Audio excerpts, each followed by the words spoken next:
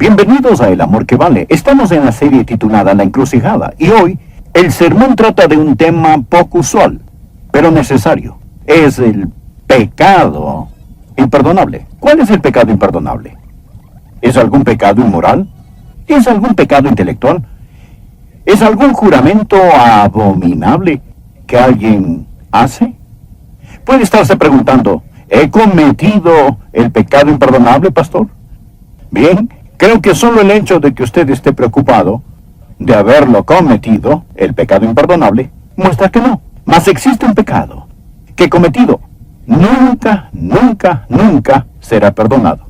Usted necesita escuchar este mensaje. Acompáñenos en este mensaje. El pecado imperdonable. Qué gozo pensar en la asombrosa, increíble, indescriptible gracia y amor de Dios que Él vierte sobre nosotros.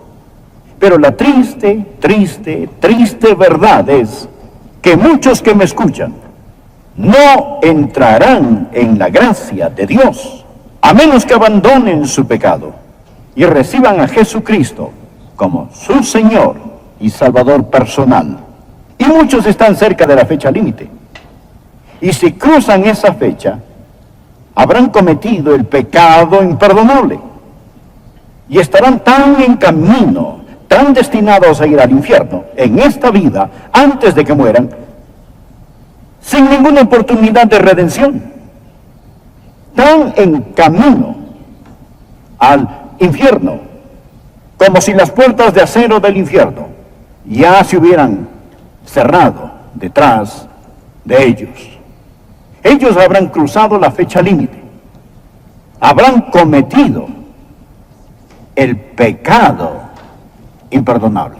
Existe un momento, no sé cuándo, existe un lugar, no sé dónde, que marca el destino de los hombres, al cielo o a la desesperación. Existe una línea que no vemos, que cruza todo el camino.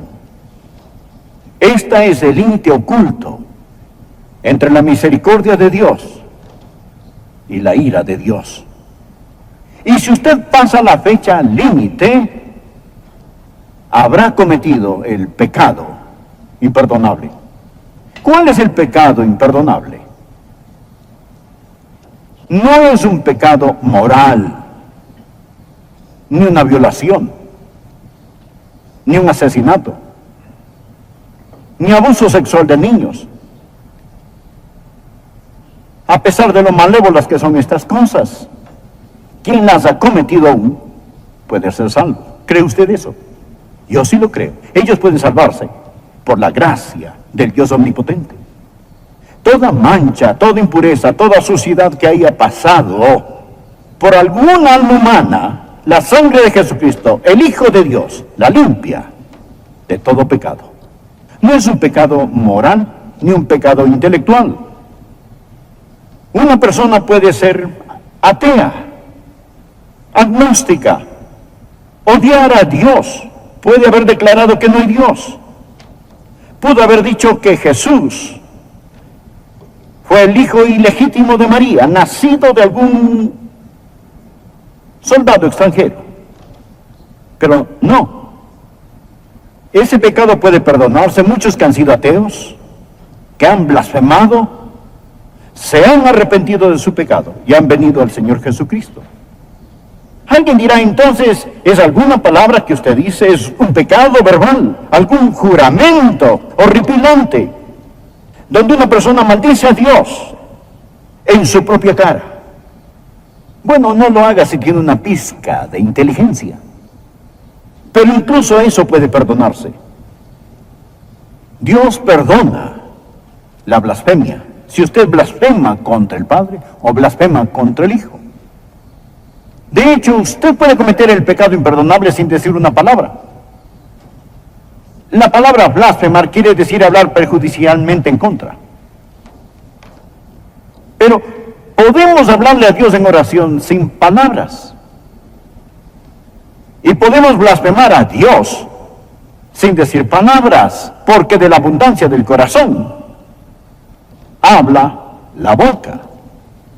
Uno puede vivir de tal forma que si sus palabras fueran traducidas, que si su vida se tradujera en palabras, sería blasfemia. ¿Cuál es la blasfemia contra el Espíritu Santo? Es el pecado imperdonable.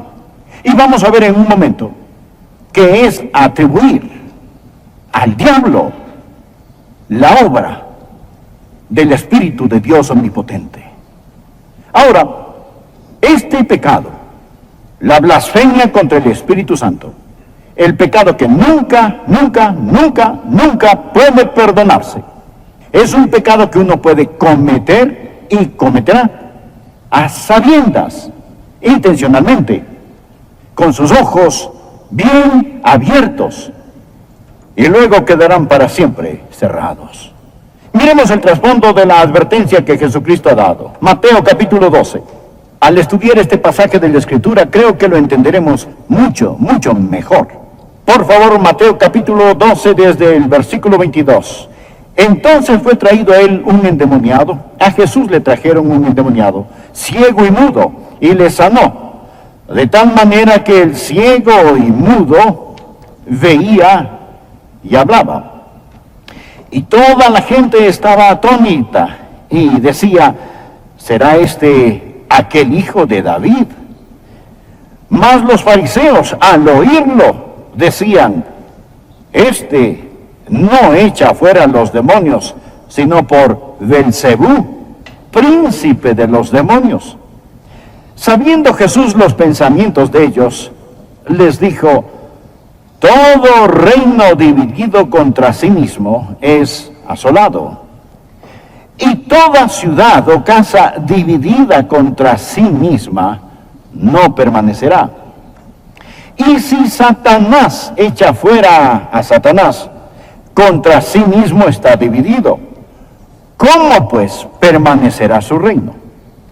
Y si yo echo fuera a los demonios por Belcebú, ¿por quién nos echan vuestros hijos? Por tanto, ellos serán vuestros jueces. Pero si yo por el Espíritu de Dios echo fuera a los demonios, por favor subraye la frase, por el Espíritu de Dios. Ciertamente ha llegado a vosotros el reino de Dios. Porque ¿cómo puede alguno entrar en la casa del hombre fuerte y saquear sus bienes si primero no le ata? Y entonces podrá saquear su casa. El que no es conmigo, contra mí es. Y el que conmigo no recoge, desparrama. Ahora note, por tanto, en el versículo 31, por tanto os digo, todo pecado y blasfemia será perdonado a los hombres, mas la blasfemia contra el Espíritu no le será perdonada. A cualquiera que dijere alguna palabra contra el Hijo del Hombre, este es el nombre que Jesús usó para referirse a sí mismo, le será perdonado. Pero al que hable contra el Espíritu Santo, no le será perdonado, ni en este siglo, ni en el venidero. Ni en esta época, ni en la época por venir. Quiero que vea la historia. Jesús está en su ministerio público y le traen un hombre afligido por un demonio. Era un demonio de ceguera y un demonio de mudez. El hombre estaba incapacitado para hablar y articular. No toda persona ciega está endemoniada, ni toda persona muda está endemoniada, pero este hombre lo estaba. Y este era su problema. Él estaba esclavizado por este espíritu. Cuando Jesús vio a este hombre, Jesús sobrenaturalmente, milagrosamente, maravillosamente, lo sanó. Abrió sus ojos y pudo hablar. La gente que estaba alrededor dijo, miren, este es el Hijo de David. Este es el Mesías. Ahora, los fariseos vieron que perdían su propio poder y su propia influencia ante Jesús, frente a Jesús. Ellos no podían negar el milagro porque era obvio. Todos conocían a este hombre, antes no podía ver y ahora sí. Antes cuando él no podía hablar, ahora él podía hablar. Así que como no podían negar el milagro, determinaron tratar de explicarlo. Esto es lo que dijeron. Oh, sí, seguro, sí. Él realizó un milagro, pero permítanos decir cómo lo hizo. Él lo hizo por el poder de Satanás. Por el poder de Satanás lo realizó por Belcebú. Esto es lo que dijeron del Señor Jesús. Y fue entonces que Jesús dio la enseñanza que él dio para demostrar la gran maldad de este pecado. Ahora, este pecado consta de 3 partes. Y quiero que usted lo note porque aumenta hasta llegar a un clímax. Primero, ellos pecaron contra la redención. Pecaron contra la redención. Ahora, aquí estaba Jesús, trabajando contra el diablo. Aquí Jesús tomó a un hombre afligido por demonios y lo libera. Aquí vemos el amor redentor. Jesús estaba abriendo los ojos cegados. Jesús estaba soltando la lengua muda. Su gran amor y su gran dominio sobre Satanás estaba siendo vertido. El amor redentor. Lo triste es esto, que las mismas manos que bendijeron a este hombre endemoniado hubieran bendecido a cualquiera de esos fariseos. El mismo amor que liberó a este hombre los hubiera liberado. Jesús vino a buscar y a salvar lo que se había perdido. Y ellos pecaron contra la redención. Pecaron contra el amor redentor. Ellos pecaron contra nuestro Redentor. ¿Y qué hicieron los fariseos después? Ellos fueron los que abofetearon el rostro de Jesucristo. Ellos fueron los que, junto con otros, le arrancaron la barba. Ellos fueron los que ayudaron a crucificar a Jesús y demandaron su sangre. Ellos pecaron contra la redención.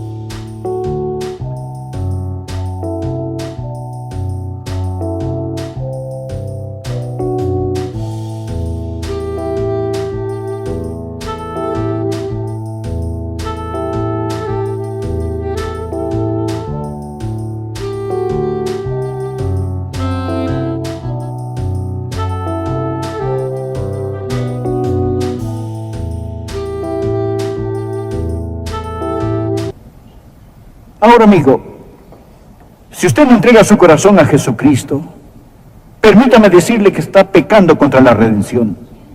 Usted está pecando contra el que lo ama y quiere salvarlo. Usted está pisoteando bajo sus pies la preciosa sangre de Jesucristo y usted está crucificándolo de nuevo. Pero no solo pecaron contra la redención. Segundo, quiero que note que ellos pecaron contra la razón. Ellos sabían lo que hacían.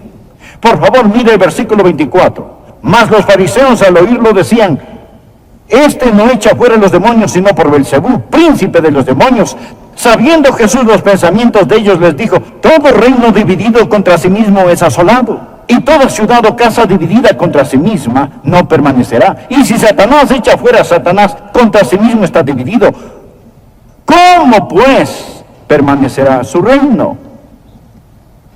¿Qué es lo que Jesús responde? Él dice: lo que ustedes hablan no tiene sentido. Dicen que yo por Satanás expulso a Satanás. Jesús añadió: el sentido común dicta que esto no es verdad. Una casa dividida contra sí misma no permanecerá. ¿Cómo echa Satanás fuera a Satanás? Jesús enseña: yo no estoy en colusión con el diablo, estoy en colisión con él. Nadie trabaja para el diablo echando fuera demonios, ni abriendo ojos ciegos, ni soltando lenguas mudas, ni dando gozo y paz. El ladrón no vino sino para hurtar y matar y destruir, dijo Jesús. Yo he venido para que tengan vida y para que la tengan en abundancia. Ahora, el caso es este. Ellos sabían lo que hacían. Usted no llega a ser un fariseo siendo tonto. Estos hombres eran intelectuales, pero crucificaron su razón para crucificar a Jesucristo. Ellos no solo pecaron contra la redención, ellos pecaron contra la razón. Le estoy hablando a algunos de ustedes hoy. Usted puede ser un banquero, un abogado, un profesor. Usted puede ser un hombre de negocios o mujer. Mas, sin embargo, usted va a crucificar su razón y decir no a Jesucristo. He sido pastor por mucho tiempo, como para no entender esto, que hay muchos que pisotean la razón hasta matarla para salirse con la suya. Piense, ¿qué es lo que Dios está pidiéndole que deje? ¿No es aquello que le hace daño o hiere? ¿Y le roba la satisfacción que Él quiere que usted tenga? El problema de estas personas es que ellas no solo pecaron contra la redención, un Señor que quiso amarlos, sino que también pecaron contra la razón. Isaías 1, versículo 18 dice, venid luego, dice Jehová, estemos a cuenta. Si vuestros pecados fueren como la grana, como la nieve, serán emblanquecidos. Si fueren rojos como el carmesí, vendrán a ser como blanca lana. Pero pecar contra la redención y pecar contra la razón no es el pecado imperdonable. Solo prepara el camino para este. Ahora permítame enfocar un poco más. No solo pecaron contra la redención, y no solo pecaron contra la razón, sino que, amigo, ellos pecaron contra la revelación. Pecaron contra la revelación. Ahí está el problema.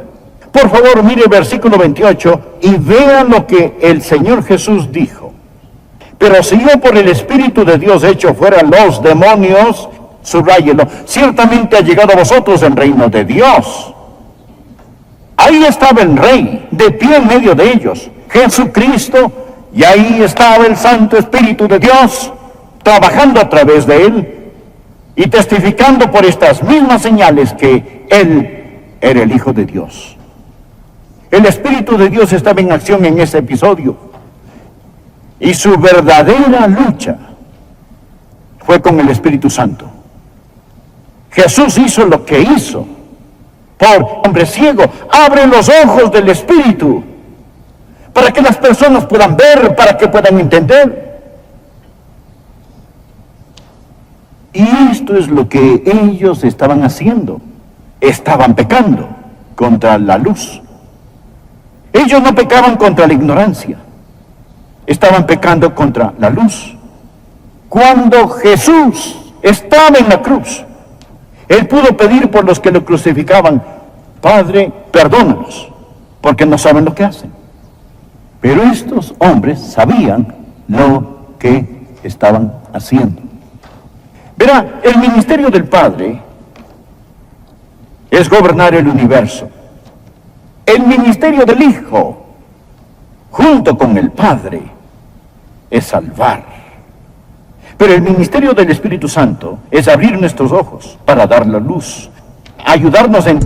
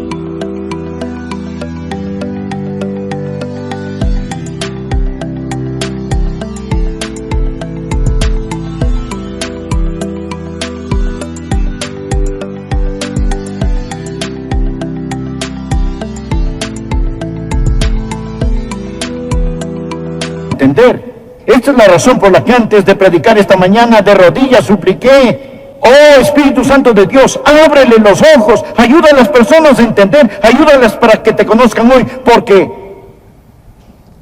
es el Espíritu Santo el que abre el entendimiento. Y cuando los hombres y mujeres comparezcan ante Dios para ser juzgados, no van a ser juzgados principalmente por el pecado que cometieron, escuche, sino por la luz que rechazaron. Es muy importante que lo entienda. ¿Cuál es el juicio que viene al mundo? Juan 3, versículo 19, y esta es la condenación, que la luz vino al mundo, y los hombres amaron más las tinieblas que la luz, porque sus obras eran malas. ¿Cuál es el pecado imperdonable? Es el pecado contra la luz. Es atribuir a Satanás la obra del Espíritu Santo cuando se sabe lo que se hace.